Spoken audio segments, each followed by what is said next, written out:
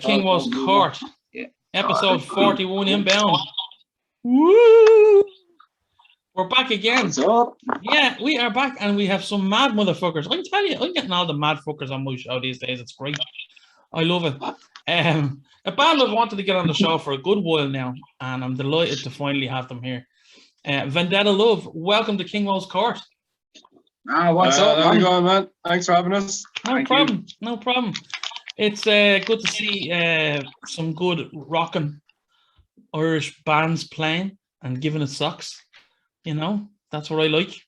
Yeah, I love having some hard rocking bands in the fucking court. It's not always about it's about some fucking balls and badassery. And I think we have it here with Vendetta Love. I think you did agree with me. Yeah, I mean, maybe. I don't know. Yeah, sure. Come on, yeah, man, bands like you have to have so much confidence oozing out of your balls. Come on.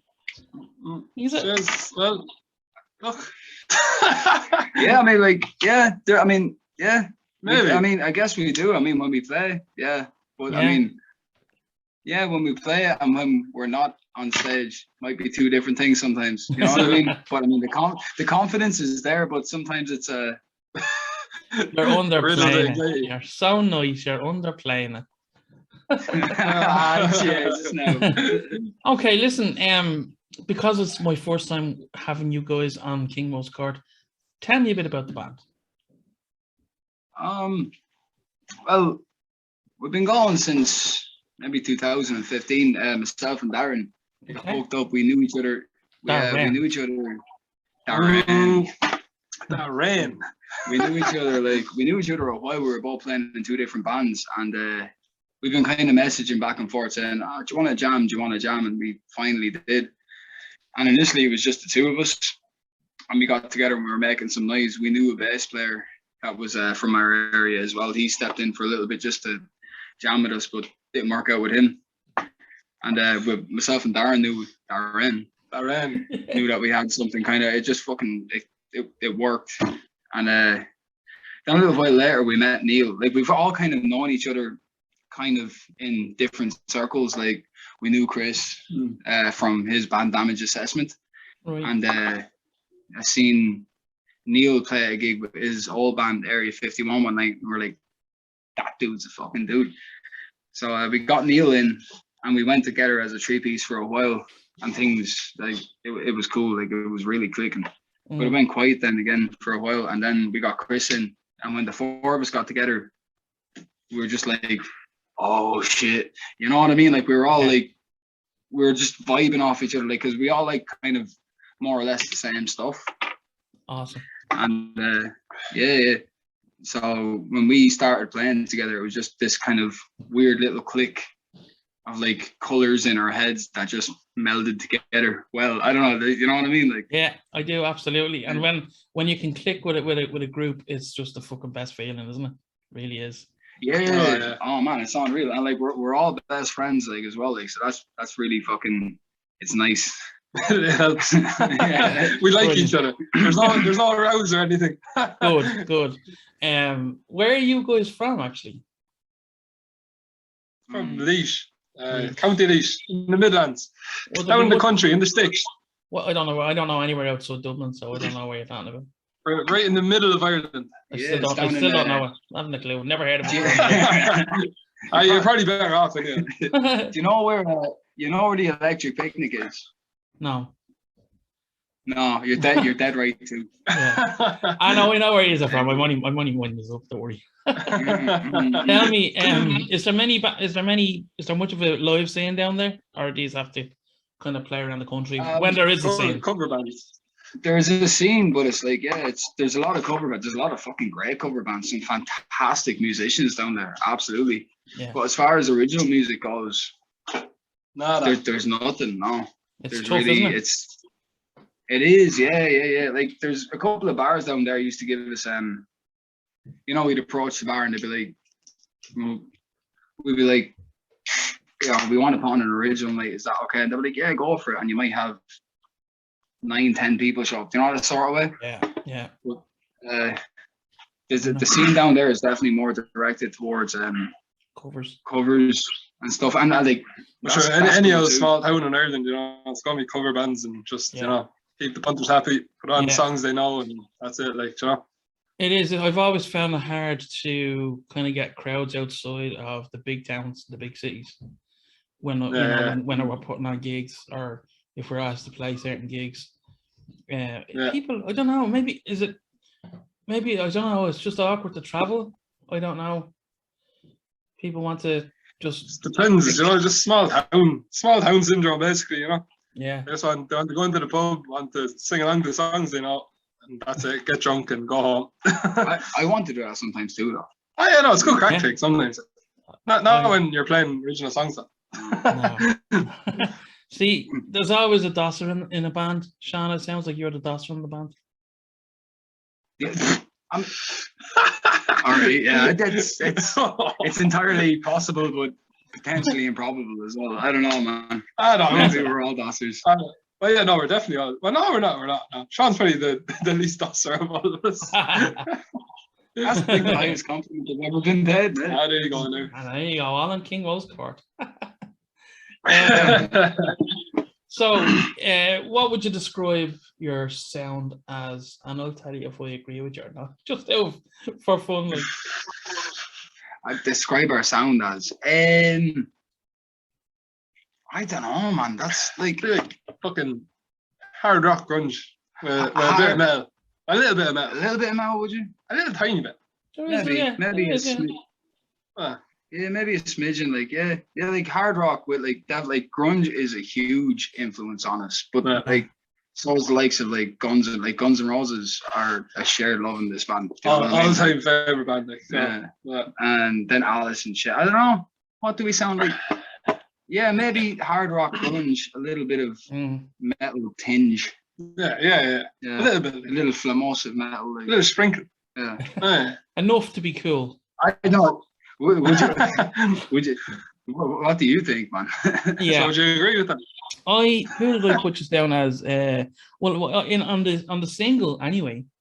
I heard Guns N' Roses, even a bit of Slash of Snakepit, which is Snakepit, class.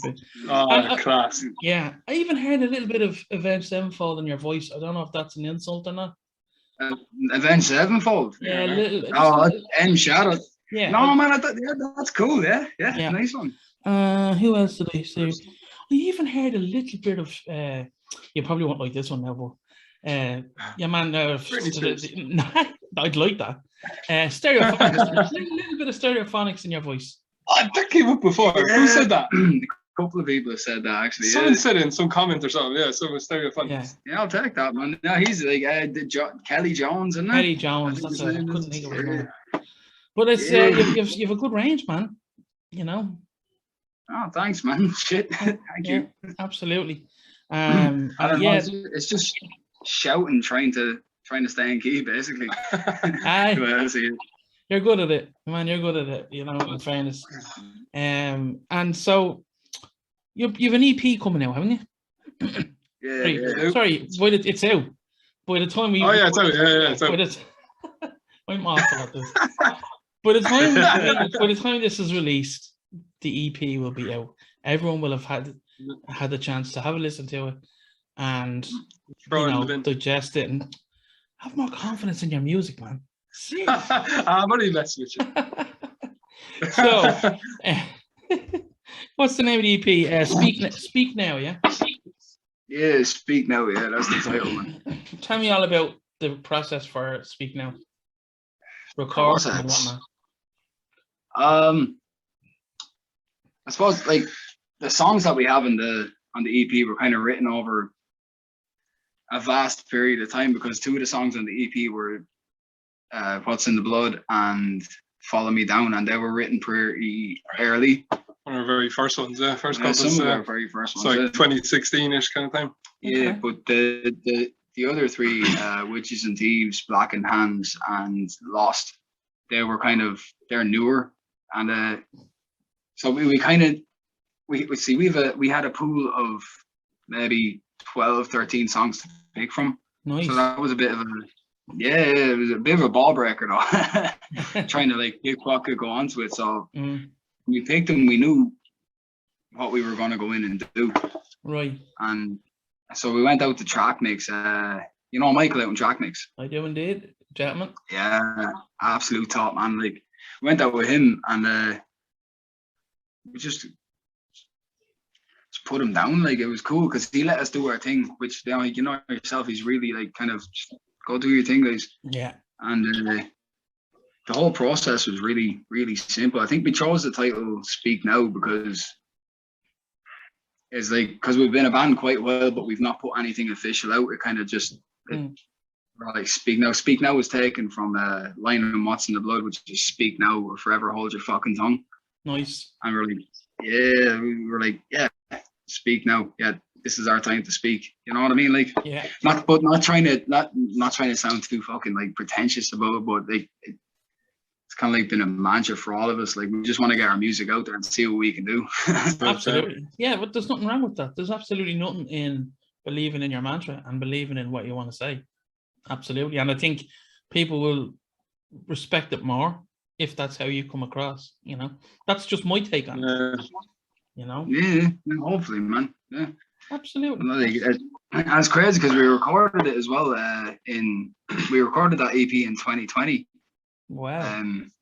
In the first wave of lockdown, and we were going to release it during lockdown and all that, but we're like, no, hold back until we can play shows, until we release shows and all that, you know. You know, but in the meantime as well, we kind of got to squeeze in a second EP as well. So nice. So is that recorded now? Second one's recorded, second one's recorded and good to go. Deadly. We're a step ahead of ourselves. I don't know how that's happened. We're a step ahead of what most of us in the country. Fair play.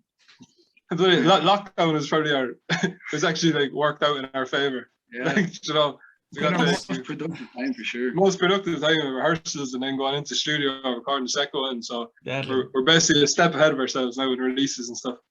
That is amazing, man. I'm delighted for you because that's what all bands should have, if they were able to do stockpile some releases or whatever.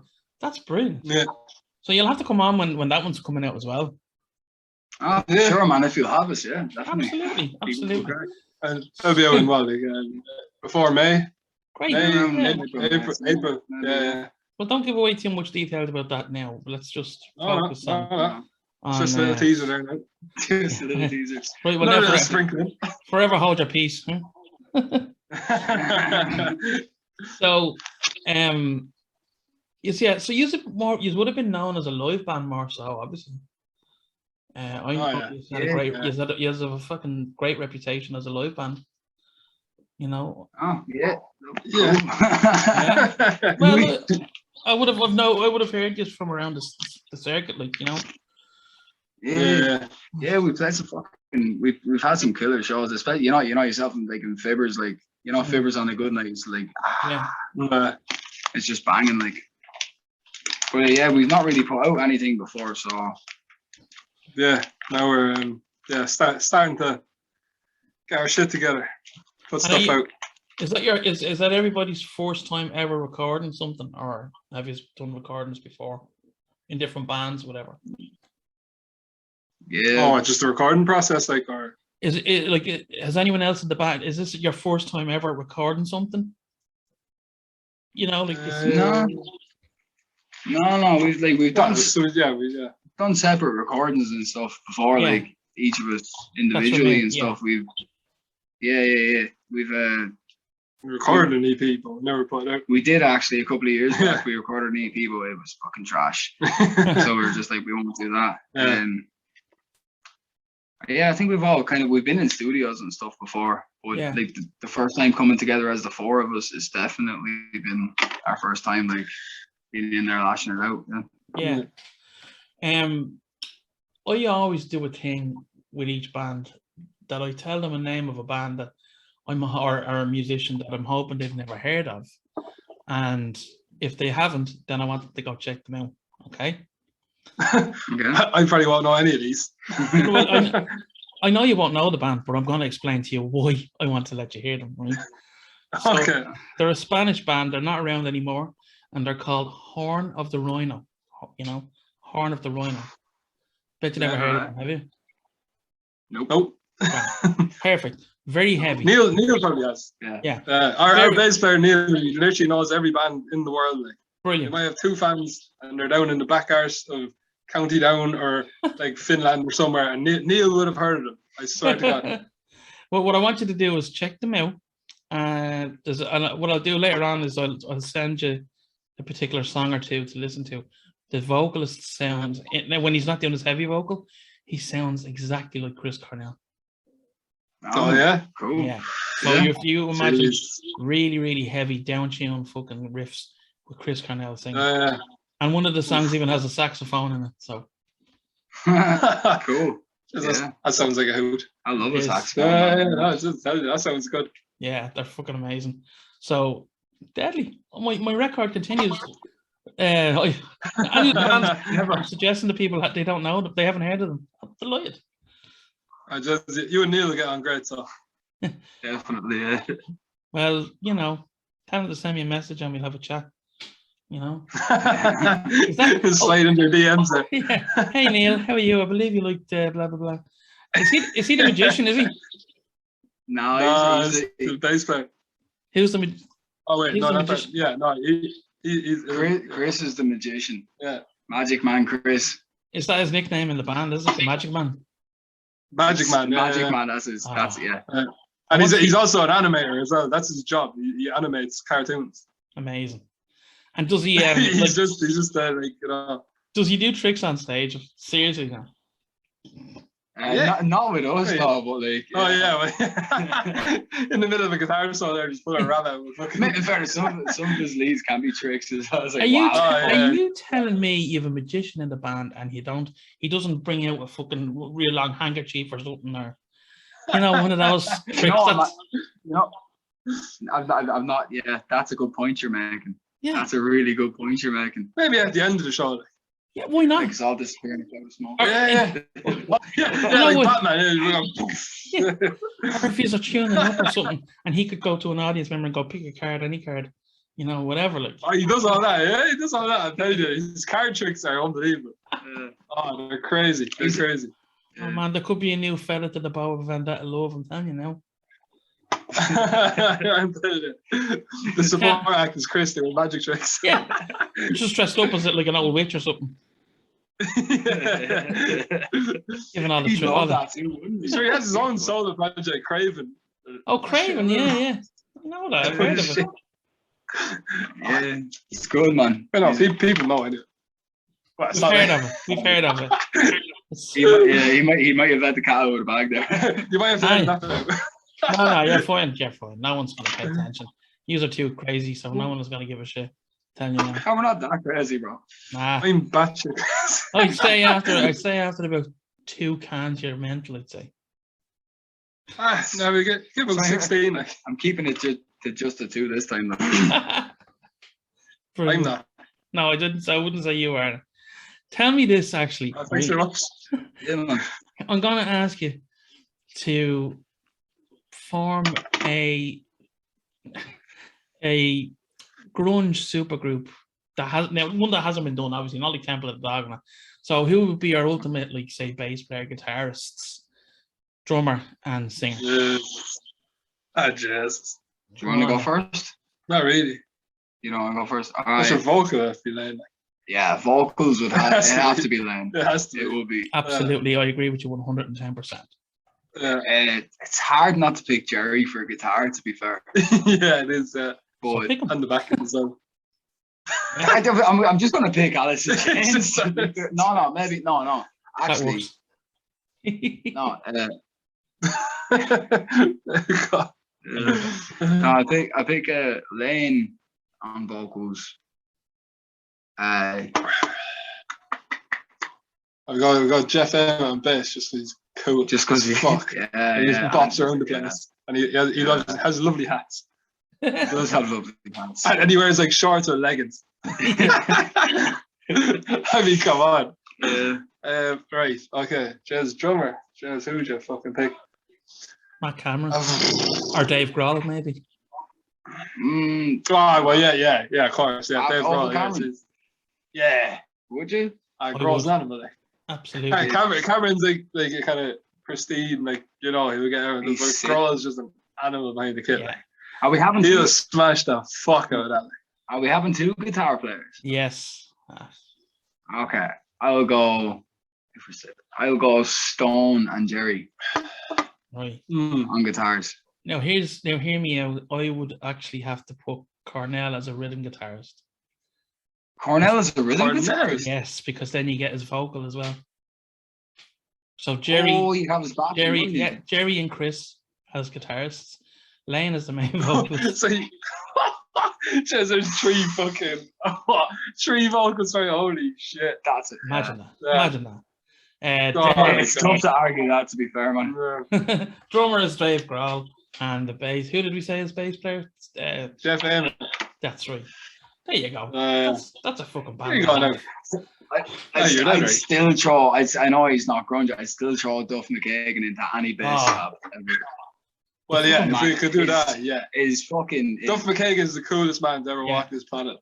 I love. It's just, and it comes through in his bass playing. Is that clangy? Just I love his bass sound. Like it's my fucking, favorite. my favorite bass in Tokyo, is Rocket Queen. Rocket Queen. Yeah, that's all I need to say. That's. Isn't that before in Tokyo '92? And is that the jam before? Yeah. And he just walk it up and then soar and fuck it. Then they have a little jam and then they kick in. That's the cool thing about that. You could hear because McKagan had some serious funk influences coming up, and you can really hear it in some of the live jams that he does. Like it's oh god, yeah. McKagan is the coolest man ever. Well, then we put him in on bass because he's from Seattle. So there you go. There we go. That's that. Any of those lineups are fucking sick. Like, we'll take care of them.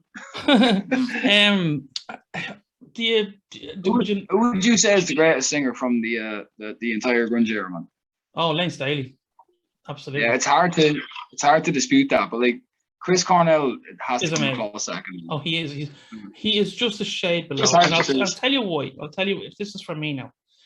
I listened to Cornell first, believe it or not, but when I heard Lane, like that actually changed my life in a sense, Yeah. And so I not that I could relate to what Lane was singing about, but I could relate to what he was doing vocally more. Yeah, I totally understand that one. Yeah. Whereas I could have probably related more to Cornell's lyrics, but it's very hard to try and. Now I can get to Cornell's range sometimes, but it's fucking hard, like. Jesus, man, fair play. I've tried a few times and I just end up sounding like an out-of-tune Cindy fucking Hopper or something like. I think it'd have to be for the whole package. It would be Lane because it was just like, See, then you have Vedder as well. Like, it's just it's a different animal altogether. Still, I love Vedder. I love his voice. No, I've nothing wrong. I've nothing against him, but I'm just not a fan of what he does. I just find it quite boring when you're in it. When you're lumped in with Alice in Chains and fucking Soundgarden, you're not going to win that vocal battle like at all. I love Vedder. Like, love his voice. Yeah, that's it. What Irish bands are you into? What Irish bands? Give us a few shout outs there. I go straight away at Creep. I think Creep have maybe one of the best fucking singers that the country's seen in a very long time. Yeah, Jason, his tone is fucking I'm a big fan of his voice. He did a song with me on the Ashoiri. So it's on I think it's on album 3. It's going to be on album 3. But we did, I don't know if you ever heard me and him doing Right Turn. Did you ever hear us covering Right Turn? I've not heard Right Turn. No, not heard that one. No, I've seen these guys did an Oasis song on a. Oh, and on a little lap that we had. That was really cool. I enjoyed that. Yeah. But me and him are planning on writing some stuff together at some point in the future. But that'd be cool. That'd be savage, man. Yeah, dude. Jailbirds is on there. They're cool. Jailbirds are class as well. Yeah, there's some. And Strangers with Guns. Oh yeah. Deadly band. Fucking mental. Yeah. Deadly band. Nice bunch of lads as well, yeah. Oh yeah, sound. Hang on. Yeah, did you ever hear of a band from the north called Naya Sky? Oh no. They were a young band. Yeah, they were out years ago, but they were very, very Alice in Chains. Like, they were class. Oh yeah. Yeah, they were class. Yeah. I don't think they're going anymore, but they're like, I thought they were gonna do well. Like, but who's that band? Lay Sweeper. Do you remember them? Lay Sweeper, Sweeper, yeah. They were unreal. Your man Seb Kirby, isn't it? Seb something, wasn't it? Yeah. Seb Kirby, yeah, his vocals. Like, oh my god! I think our first gig in the Gypsy Rollers was supporting them. Yeah, that's right. And we came in and they were sound checking. Your man Seb's up there, and it was like, Jesus Christ! It was like, we're supporting him. It was like, what the fuck? Yeah, the what's his name? Matt Hayward. Matt Hayward. It was. Yeah, it was yeah. He's like a writer now or something. He writes horror books. Yeah. Horror books. Yeah. all right, deadly. They were fucking like our first gig coming in, their sound check, we were like, holy shit. And it was our first Dublin gig as well. Our first Dublin gig, and Gypsy Rollers as part of the newspaper. We were like, yeah. Like, oh shit, there's the standard. And then they don't play anymore. We're like, oh, that's fuck's sake. Like, happens sometimes, doesn't it? Yeah. I know, it's a shame. Like, they were a fucking cracking band. Yeah, I remember them. Very good. So, yes, the EP will be out, as I said, once this comes out. It'll be out. It's already out, man. It's already out. Yeah, it's already out. You know what's gas about that? You played your part perfectly. I fucked it up. It's already gone platinum, by. Oh, amazing. But you know something? Sorry, the gaff in there. Yeah. Imagine. Yeah, we brought them back. Brought them back. David Geffen was there. Down in Fibbers. He was there one. No, he wasn't. I was going to say he was there one night. So yeah, so the plan is to kind of just roll along with this new EP and then get ready for the one you have already in the can as well. Yeah. Yeah, we've got So when the EP comes out, because we have 2 singles out, or now that the EP is out, it's all out. The cat's out of the bag. We're going to roll with this, and the second EP is coming out just before we're going on UK tour in May next year with a French band called Harsh. Oh, cool. Yeah. So I think we're over there more or less the entirety of May, and then there's some Irish dates in June. Class. So the second EP should come out just before we go on the tour. We'll have two singles out again before that. So so the EP will come out in April. So in January, February, March, April. So two singles out in March, February time before that, and then the whole second EP then be out in April, and then go on tour then in May. Deadly. So you have loads. Yeah, you have loads planned. That's fantastic. We do.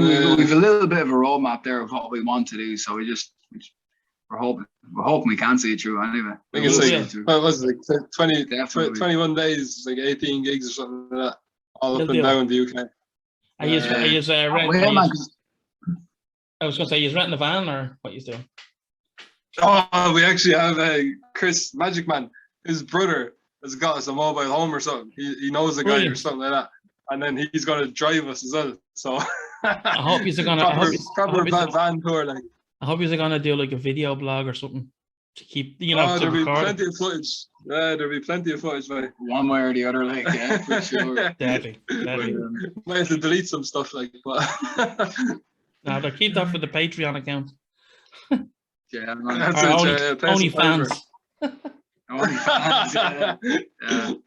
So, gents, it's been fantastic chatting to you, and I had a great fucking time, and I really hope the EP does well when because it's out already. It has done it. It's already gone platinum. Yeah. You told me it's gone platinum. Sorry. Honestly, all messing aside, I really hope you do well, and it's great to hear a fucking, as I said, a hard rocking band as good as you are. Like, so, keep it up. Thanks, man. You have a new fan in me. Thanks for having us, man. It was a pleasure. Man. We may meet up for a couple of beers sometime, man. 100%. We will. Absolutely. Absolutely. So yeah, you can be got on Spotify and Bandcamp and all the usual stuff, can't you? Absolutely. All Yeah, the yeah. usuals, yeah. All of the Spotify, Bandcamp, YouTube, all of that stuff. Yeah, Nice one. Yeah. We'll put links in the description for all of them. So, all right, nice one. Cool, Gentlemen. cool, man. this has been KingWoes Court, and we are out of here. Yeah, Oh, thank you for all this, man. Thanks for having us, mate. Yeah.